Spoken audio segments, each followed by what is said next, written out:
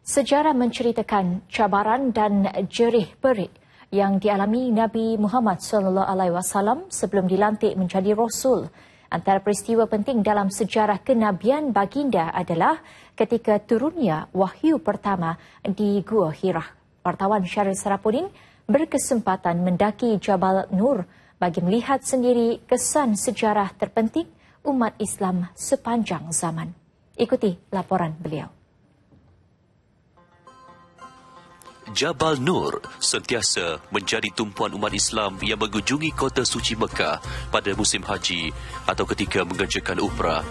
Di sinilah lokasinya Rasulullah SAW bersendirian sambil beribadat kepada Allah sebelum baginda dilantik menjadi Rasul.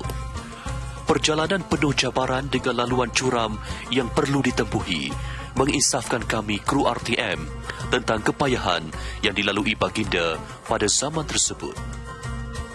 Alhamdulillah kami petugas media berjaya tiba di puncak Jabal Nur ini dan pastinya sepanjang perjalanan kami terfikir besarnya perjuangan pengorbanan baginda Rasulullah SAW tatkala baginda berjalan dari rumah baginda, kalau anda boleh saksikan di berdekatan dengan Kaabah dan juga menara jam itu, berjalan kaki sehinggalah ke Jabal Nur ini dan baginda berada di Gua Hira di bawah ini yang menjadi lokasi turunnya wahyu Allah Subhanahu Wa Taala yang pertama dari surah Al-Alaq.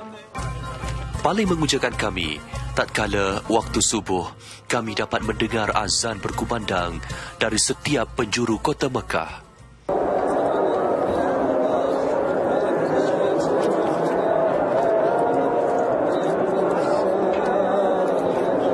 Dinamakan dengan Jabal Nur adalah bukit yang bercahaya. Nur itu kita tahu kan cahaya. Kenapa? Kerana di sanalah turunnya wahyu yang pertama Al-Quran.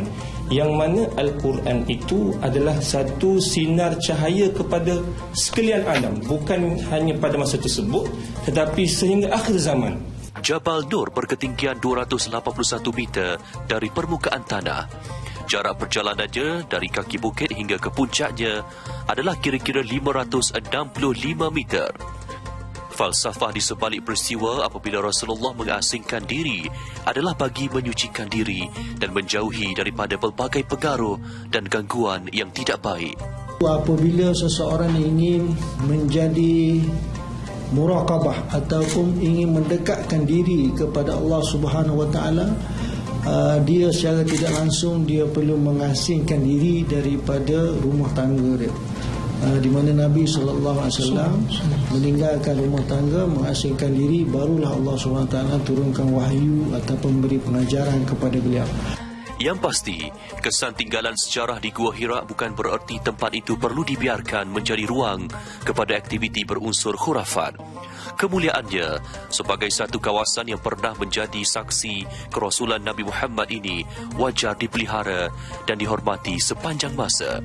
Syaril Sarapudin dan juru kamera Zamzi Osman melaporkan.